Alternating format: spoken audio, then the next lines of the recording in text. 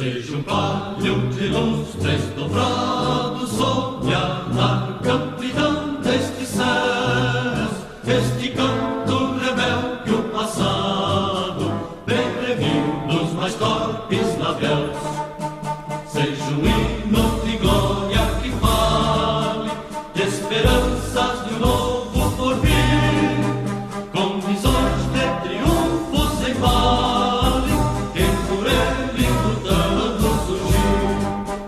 Liberdade, liberdade, abre as asas sobre nós, das lutas na tempestade, da que usamos tua voz.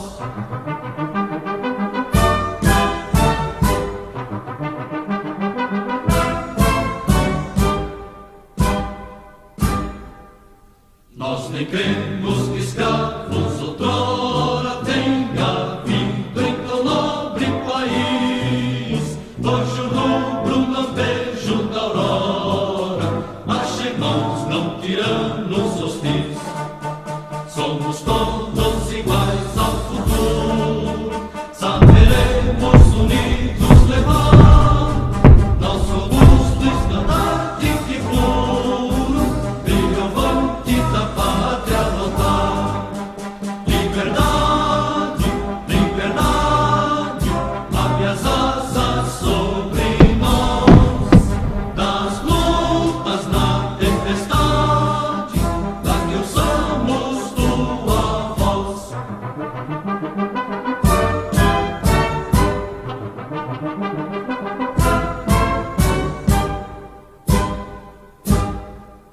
Se é mistério de peitos valentes, haja sangue em nosso peitão, sangue vivo do herói Tiradentes, batizou este audaz pavilhão.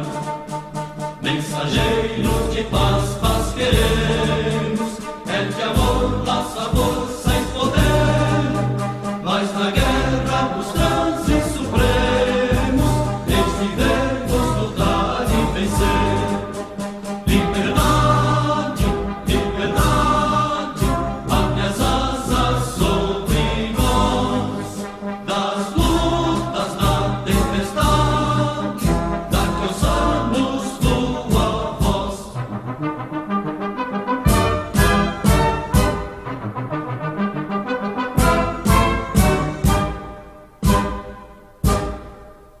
Do Ipiranga é preciso que o brado seja um grito soberbo de fé. O Brasil já surgiu libertado sobre as púrpuras régias de fé. Eia, pois, brasileiros, avante, verdes louros, colhamos loções, seja o nosso país triunfante, livre terra de livres irmãos. Liberdade, liberdade, abre as asas sobre nós, das lutas na tempestade, da que usamos tua voz.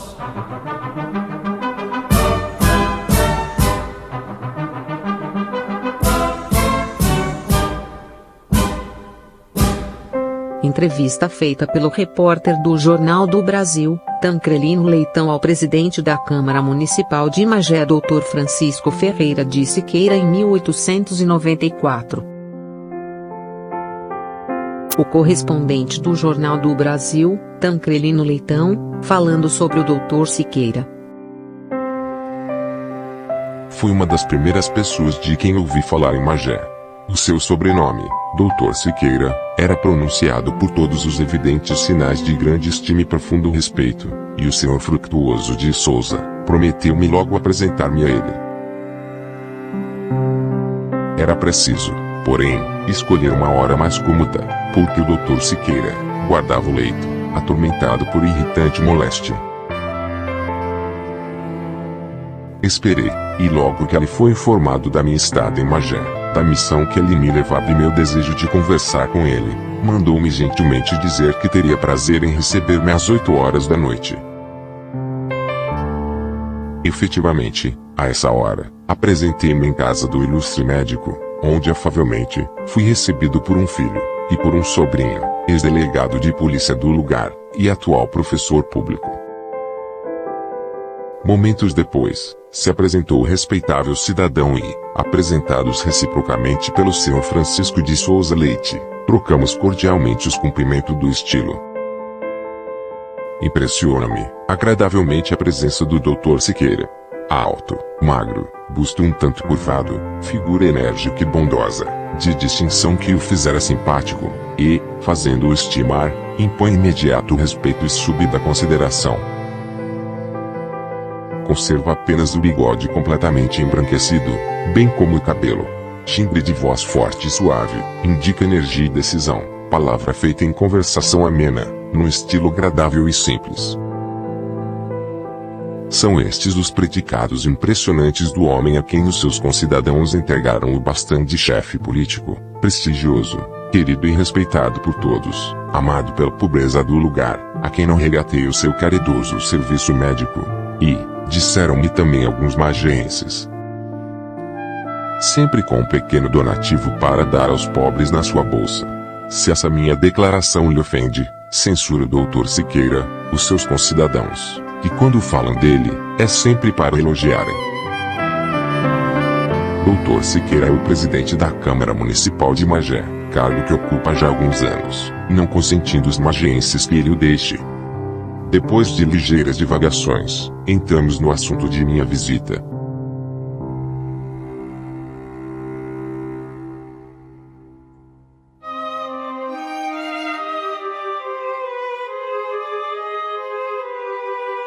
Já está informado do que houve?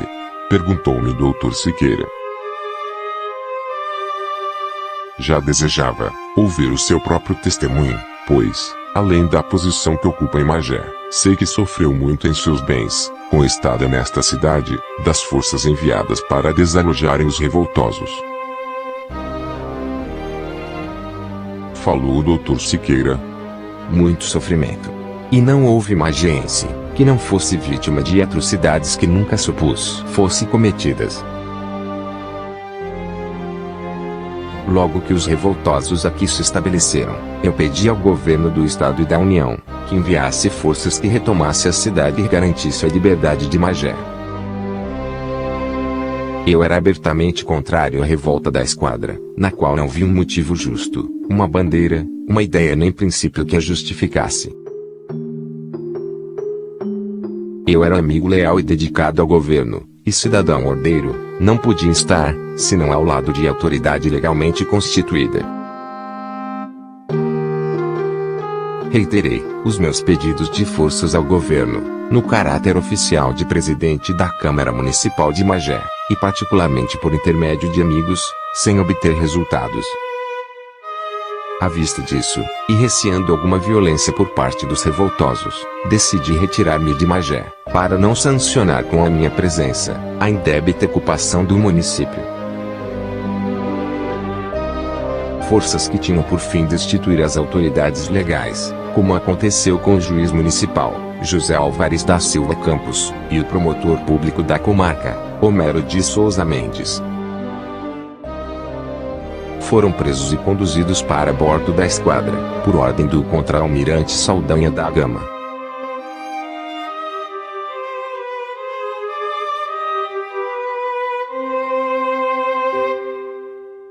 Foram somente essas as violências praticadas pelos revoltosos?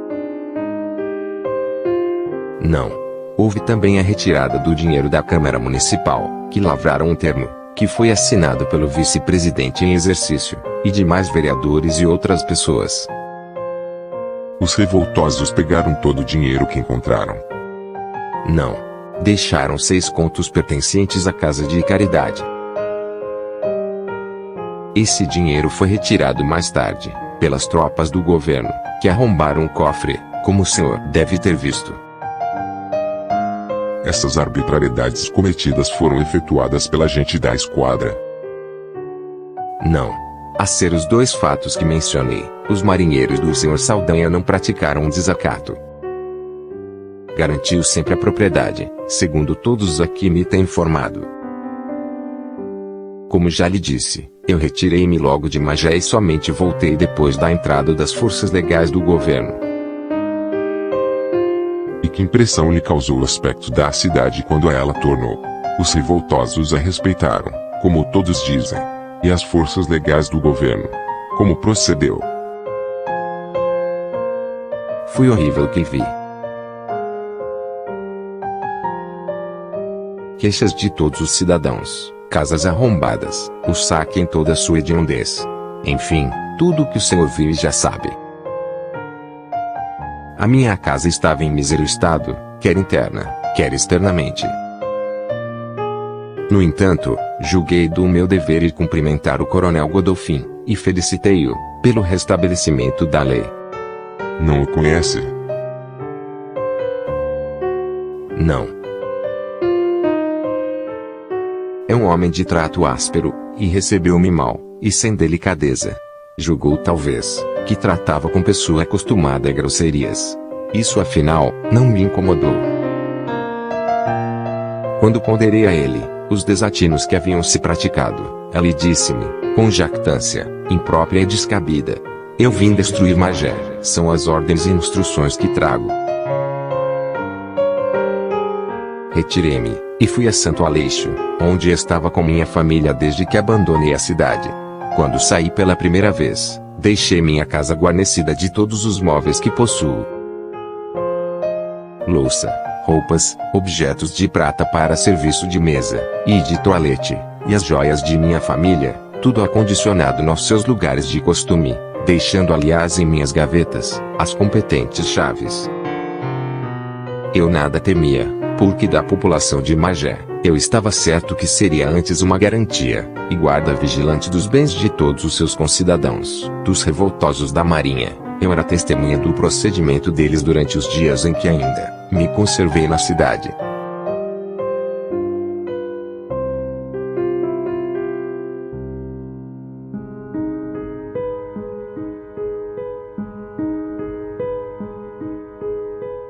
E, das tropas do governo, quando elas viessem, eu só tinha a esperar maiores e mais completas garantias, porque é essa a missão que as devia conduzir, e a todos os pontos onde perigasse o domínio da lei. Infelizmente, assim não aconteceu. Quando eu assisti à arrumação de alguns objetos para uso da família em Santo Aleixo, meu filho ponderou-me a conveniência de levar as nossas joias e mais objetos de valor, e guardar melhor outras. Achei desnecessária semelhante medida, porque eu só poderia antecipar dos revoltosos. Esses, porém, ainda não tinham dado lugar a que eu os temesse como ladrões e violadores do domicílio alheio. Demais, eu confiava na próxima remessa de forças do governo, e ali então, eu viria a tomar conta de meu lar, com todas as garantias de que a lei me cerca, e que é dever restrito do governo mantê-la em toda sua plenitude. Com o meu regresso, a desilusão foi completa. Nada foi respeitado, não obstante eles terem feito de minha casa quartel-general. Ao chegar pela segunda vez de Santo Aleixo, encontrei-a ocupada pelo senhor tenente-coronel Rocha, que me declarou ter se apossado de minha casa, para o comando da praça, por ser a melhor e mais vasta. Supus que aquela ocupação fosse uma garantia, e por isso mesmo, não quis retirar minha família de Santo Aleixo, onde estava tranquila e bem acomodada. Apesar de terem se apoderado de sua residência, e se servido de seus móveis e utensílios, nem por isso os respeitaram. De modo algum. Apenas as cadeiras e as mesas de que precisavam para sentar-se e escrever. E as joias e objetos de valor foram poupadas das gavetas onde estavam guardadas. Pelo contrário, das gavetas em que pendiam as chaves foram retiradas as joias, e de outras, que estavam trancadas, apoderaram-se procedendo ao arrombamento das fechaduras, arrebentando a frente da gaveta, ou o tampo das mesas, a sabre ou a machado. Ainda encontrei restos desses destroços, alguns impossíveis de reparar, outros que ainda consegui recuperar, e que ainda me servem. Quem julgue o Dr. Siqueira, que tenha feito toda a destruição. De algumas, tenho informações diretas e precisas, como vai ver, de outras refiro os fatos, com as circunstâncias, que os acompanharam, e a dedução não será difícil. Encontrei tudo que me pertence destruído: camas, guarda-louças, porcelana, guarda-roupa. Teve os pratos quebrados, e dele retiraram tudo que lá existia. Algumas pratas que tinha, desapareceu completamente, e a esse propósito, vem lembrar-me uma circunstância curiosa. Essa prata foi apreendida em Suruí pelo Dr. Edviges de Queiroz, que a reconhecendo, e sabendo do que se passava, enviou-a de volta para Magé.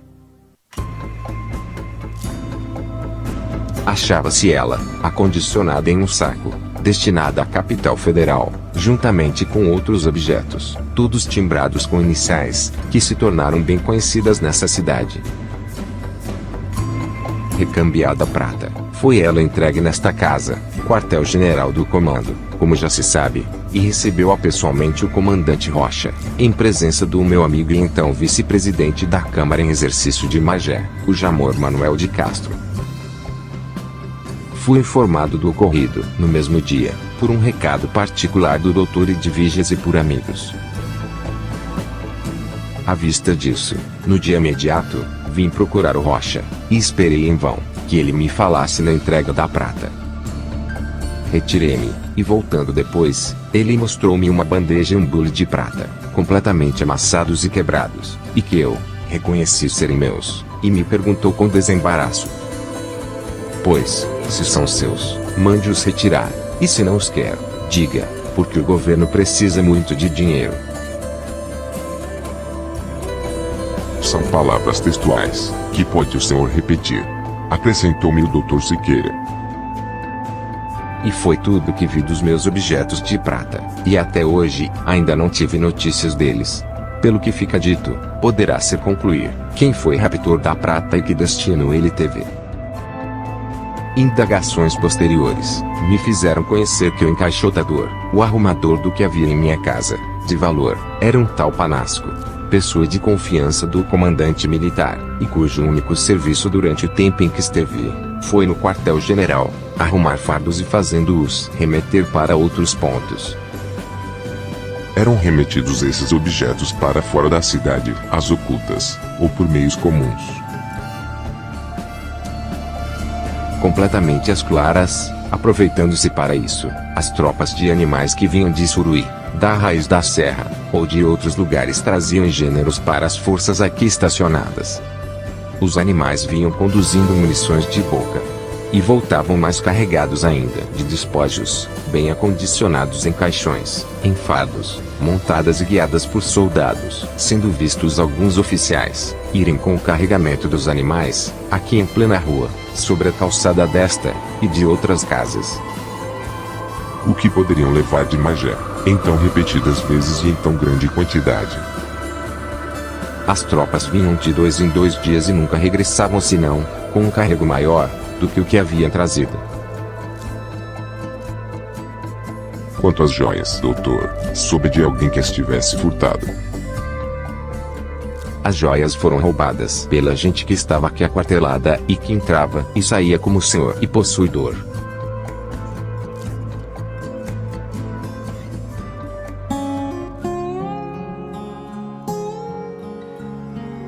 Não posso precisar o nome, porque não sei. Há porém um caso, que chama a atenção, e dá margem para a descoberta dos gatunos. Uma ocasião, dirigiu-se a mim, o alferes Jacinto, do 82º da Guarda Nacional do Estado do Rio, e que é morador no Pilar, e me disse o seguinte, mostrando um relógio que tirara do bolso do colete. Doutor, soube que esse relógio é seu.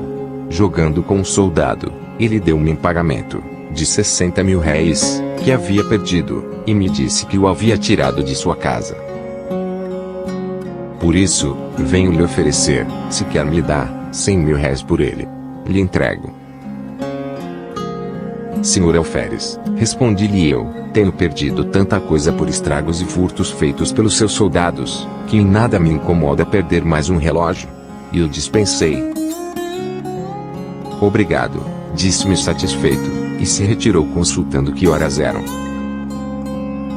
Já vê, o senhor, que eles aqui não faziam mistérios dos furtos e depredações que eram cometidas, e alguns até ostentavam como o Alferes Jacinto. Esses foram os fatos que se deram comigo afora. Alguns outros aqui não liguei importância, porque os considerei como produto legítimo da baixa procedência dos que os praticavam. Os meus concidadãos, todos sofreram horrores. Não se pode descrever o que ficou sendo Magé depois da entrada das forças legais, e o que se fez durante a estada dela, nesta infeliz cidade. Eu vi os destroços, as devastações, os restos da mais selvagem destruição que pode imaginar. Falaram-me, doutor, em violação de mulheres, prostituição de virgens, entre elas, de menores. Poderá Vossa Senhoria adiantar-me alguma coisa a esse respeito?